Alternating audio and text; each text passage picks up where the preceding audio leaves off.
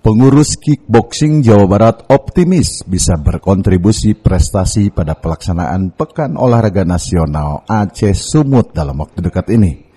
Barometer capaian prestasi ini bisa dilihat saat pelaksanaan babak kualifikasi PON di mana kickboxing Jawa Barat berhasil meloloskan 18 emas dan 1 perak. Jabar Hat-Tricks menjadi acuan yang bakal diwujudkan setiap cabang olahraga PON mendatang.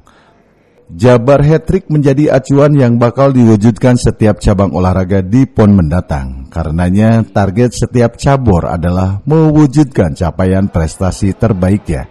Sekarang ini kita saja sudah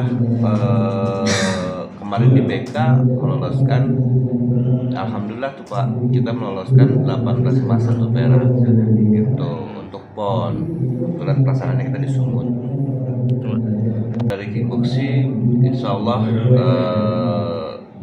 kami berkomitmen akan menyumbangkan 4 medali emas,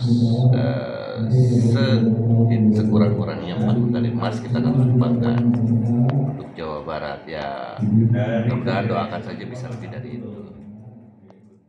Dari Kabupaten Bogor, Cepi Suryadi melaporkan.